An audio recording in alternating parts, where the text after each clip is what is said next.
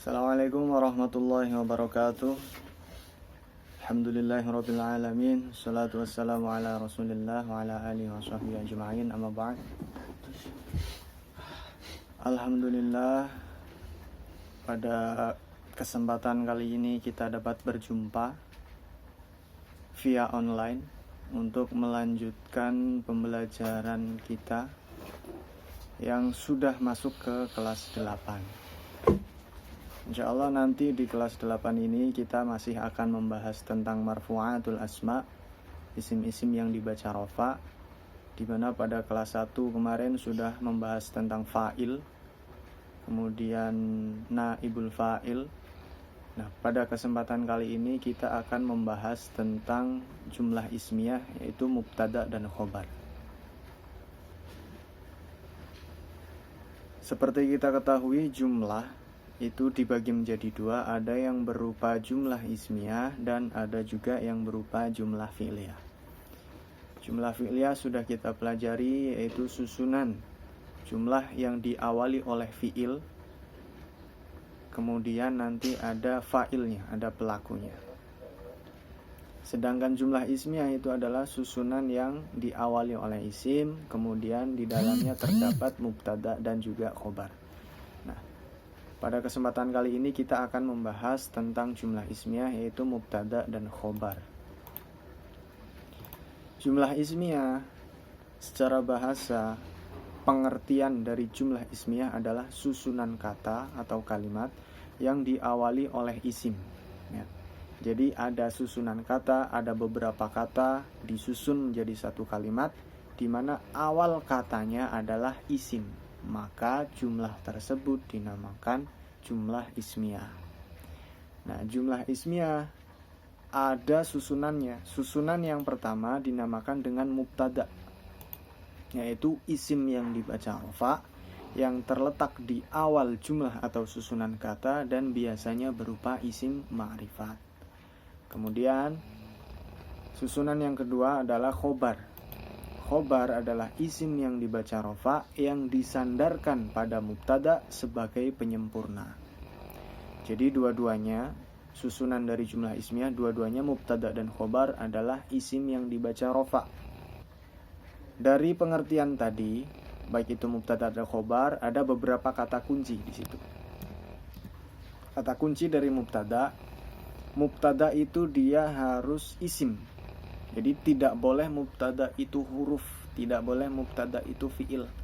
Yang namanya mubtada harus berbentuk isim. Kemudian selain isim, dia juga harus beri'rab rafa. Harus i'rabnya rafa. Jadi diingat-ingat lagi tanda i'rab rafa itu apa. Ketika dia mufrad, tanda i'rab rafanya apa. Ketika tasniyah, tanda i'rab rafanya, jama' dan seterusnya. Dia harus beri'rab rafa, tidak boleh nasab, tidak boleh jar, wajib di rafa.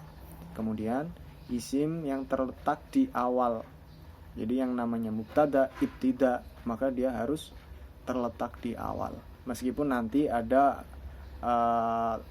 mubtada yang diakhirkan, tapi secara umum yang namanya mubtada itu adalah yang terletak di awal kalimat. Kemudian mubtada juga biasanya berupa isim ma'rifat.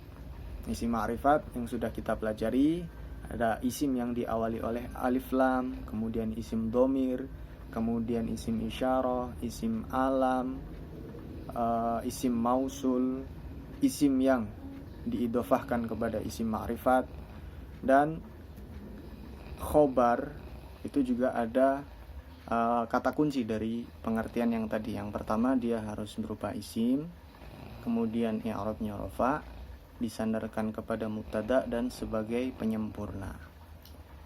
Jadi mubtada dan khobar sama-sama isim dan sama-sama di i'rab rafa. Tentunya khobar nanti ketika dia berupa syibhul jumlah ataupun dia berupa jumlah, maka dia meskipun di sini pengertiannya harus isim, maka dia bisa berupa jumlah atau bisa berupa syibhul jumlah. Kemudian disandarkan kepada mubtada dan sebagai penyempurna dari mubtada.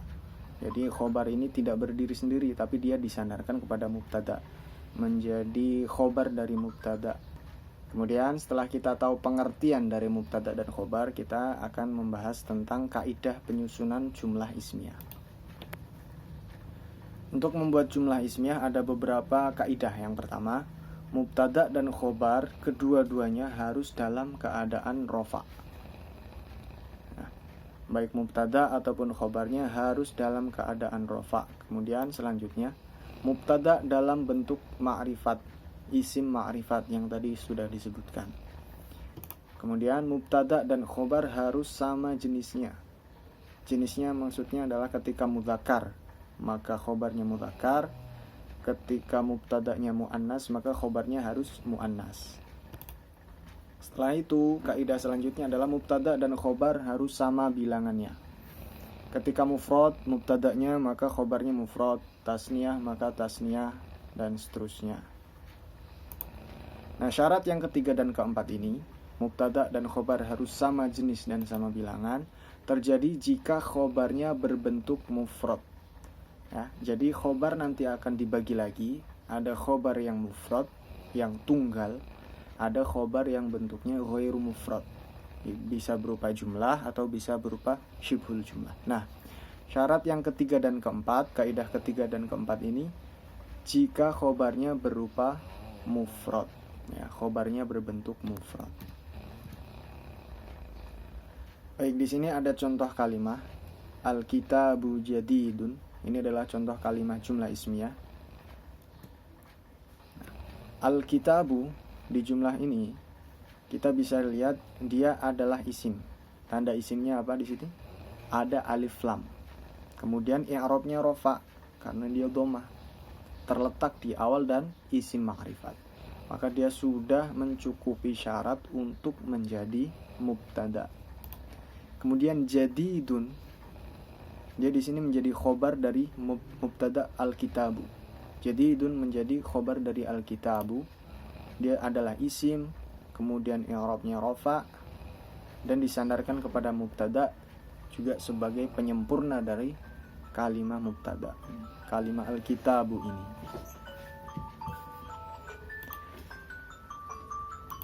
Baik, di sini ada beberapa contoh, banyak contoh di sini. Muhammadun wa Zaidun sha'imuna, al-muslimu sha'imun, al-muslimani sha'imani, al-muslimuna sha'imuna, at-tullabu sha'imuna. Jika kita perhatikan susunan antara mubtada yang berwarna merah dengan khobar yang berwarna hitam di sini, mereka sama jenisnya, kemudian sama bilangannya. Muhammadun wa Zaidun, sama-sama mudzakkar, dua orang, tasniyah. Sha'imani, ini juga untuk tasniyah mudzakkar. Jadi tidak boleh Muhammadun wa Zaidun sha'imatun, Muhammadun wa Zaidun sha'imuna, karena bilangannya berbeda. Al-muslimu sha'imun, mufrad mufrad, mudzakkar mudzakkar, al-muslimani sha'imani, tasniyah tasniyah, mudzakkar mudzakkar, dan seterusnya. At-tullabu jamak taksir, sha'imuna jamak mudzakkar salim, jamak di sini sama-sama jamak di sini. Anti sha'imatun, al-muslimatu sha'imatun, al-muslimatani sha'imatani, dan seterusnya. Abu Muhammadin sha'imun, susunan idhofah mufrad, kemudian khobarnya juga mufrad, ya. Jadi dari banyak contoh ini semuanya sama bilangannya, kemudian jenisnya antara mubtada dan khobar kedua-duanya sama. Kemudian kita lanjut membahas tentang mubtada. Di jumlah ismiyah ada mubtada, ada khobar. Nah, mubtada nanti dibagi lagi menjadi dua. Ada yang berupa zahir, ada yang berupa dhamir. Yang zahir itu yang apa? Mubtada yang zahir itu yang menunjukkan sesuatu yang disebutkannya, disebutkan dengan jelas, seperti nama, sifat, benda, binatang, tempat, dan lain-lain.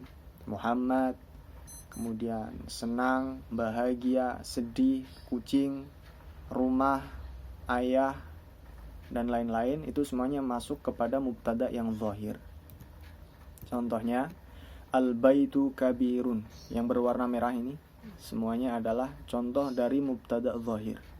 Al-baitu kabirun, al-muslimuna shaimuna, al-madinatu jamilatun. Nah, semuanya jelas, penyebutannya jelas, sesuatu yang disebutkan itu jelas. Al-baitu rumah, al-muslimuna orang-orang muslim, al-madinatu kota. Ini semuanya jelas semua. Berbeda dengan mubtada yang kedua, yaitu yang berbentuk dhamir. Mubtada yang berbentuk dhamir secara pengertian adalah yang menunjukkan kata ganti sebutan orang atau benda. Jadi dia sebagai kata ganti. Contohnya huwa jalisun, huma talibani, antum mujtahiduna. Kata ganti dhamir sudah kita pelajari, ada yang munfasil, ada yang muttasil. Nah, dhamir mana yang bisa menjadi mubtada? Dhamir yang munfasil. Huwa jalisun, huma talibun, antum, huwa huma antum, ana nahnu, huwa huma hum, hiya huma huna, dan seterusnya. Dhamir munfasil itu adalah dhamir yang bisa dijadikan mubtada. Ya. Jadi itu tadi pembagian mubtada dhahir dan dhamir. Baik. Kita akan perhatikan ada contoh-contohnya untuk dhahir dan dhamir. Masih yang berwarna merah itu adalah susunan mubtada.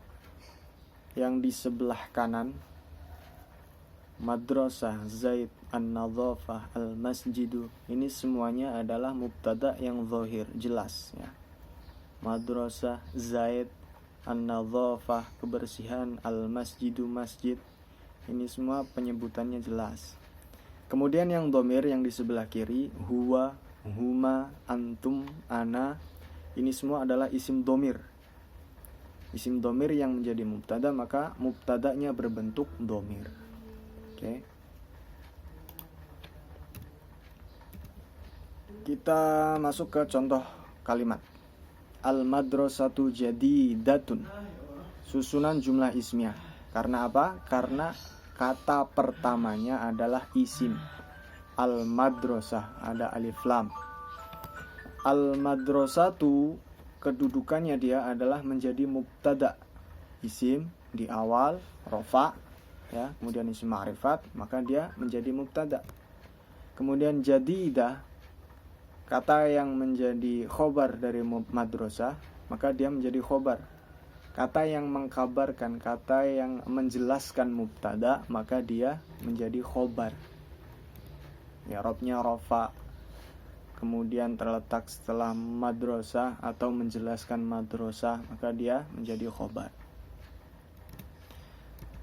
Nah, kalau kita bahas lebih terperinci satu persatu kalimatnya, katanya al-madrasatu, dia kedudukannya adalah sebagai mubtada. I'rabnya sebagai rofa, dibaca rofa. Kemudian tanda rofanya adalah dhammah. Kenapa tanda i'rab rofanya dhammah? Karena dia adalah isim mufrad. Ya. Al-madrasatu terletak di awal mubtada, kemudian i'rabnya rofa, tanda rofanya dhammah di sini. Kenapa tandanya dhammah? Karena dia isim mufrad. Kemudian jadidatun, dia kedudukannya sebagai khobar, kemudian i'rabnya rofa, tanda rofanya dhammah karena isim mufrad. Sama ya. Tandanya sama-sama dhammah di sini karena dua-duanya adalah isim mufrad. Kemudian contoh selanjutnya adalah huwa talibun. Mubtadanya adalah huwa. Berarti ini mubtada apa? Mubtada dhamir, karena huwa bentuknya dhamir. Kemudian talibun menjadi khobar dari huwa, khobar dari mubtada huwa. Nah, huwa itu kan berarti isim dhamir. Isim dhamir itu mabni. Nah, kalau mabni sedangkan yang namanya mubtada harus rofa, itu bagaimana? Nah, kita jelaskan di sini. Huwa, dia bentuknya adalah dhamir munfasil. Yang namanya dhamir itu mabni. Selamanya mabni. Nah, huwa di sini dia mabninya apa? Mabni alal fathati. Huwa. Dia akan dibaca wa, huwa. tidak boleh huwu, tidak boleh huwi, selamanya dibaca huwa. Mabni alal fathah, mabni tetap selamanya fathah. Nah, tapi karena huwa di sini kedudukannya menjadi mubtada, maka dia menempati tempat rofa. Ya, menempati tempat rofa karena dia mubtada. Dia mabni tapi menempati tempat rofa karena berupa mubtada. Oke, kita ulangi lagi sedikit. Huwa dia adalah domir munfasil. Domir, yang namanya domir dia pasti mabni. Mabni itu tetap, ya. Huwa mabni alal fathati, dia selamanya akan dibaca huwa, tidak boleh huwi, huwu, selamanya dibaca mabni alal fathah, dibaca fathah. Kemudian dia mabni alal fathah, tapi karena huwa di sini kedudukannya menjadi mubtada, di mana mubtada itu harus i'rabnya rofa, maka huwa di sini menempati tempat rofa sebagai mubtada. Oke, ya. Lanjut, kemudian tolibun. Tolibun kedudukannya sebagai khobar. I'rabnya rofa, tanda rofanya dhammah karena isim mufrad. Ini mudah sepertinya. Khobar, rofa, dhammah, isim mufrad. Itu tadi yang bisa kita pelajari pada pertemuan kali ini. Karena ini bentuk video, nanti kalau misalkan masih belum bisa dipahami, bisa diputar ulang. Masih susah, bisa dipelankan kalian menyetelnya. Jadi malah ada beberapa hal positif ketika pembelajaran secara online seperti ini. Jadi nanti silahkan kalau memang penjelasan tadi masih belum bisa dipahami, kalian putar ulang. Kalau masih belum paham atau ada pertanyaan, silahkan nanti ditanyakan melalui WhatsApp. Nanti untuk pertemuan selanjutnya, pertanyaan-pertanyaannya akan saya baca dan kita bahas bareng-bareng. Silahkan yang di layar kalian lihat. Di situ yang kita sudah pelajari tadi jumlah ismiyah fi'liyah, kemudian ada mubtada khobar, dhamir dan dhamir. Nah, besok kita akan membahas, pertemuan selanjutnya membahas tentang khobar beserta pembagiannya. Terima kasih. Kita akhiri meskipun di rumah, tetap semangat belajarnya. Nunggu kondusif lagi agar nanti teman-teman semua bisa kembali lagi ke pondok. Terima kasih. Assalamualaikum warahmatullahi wabarakatuh.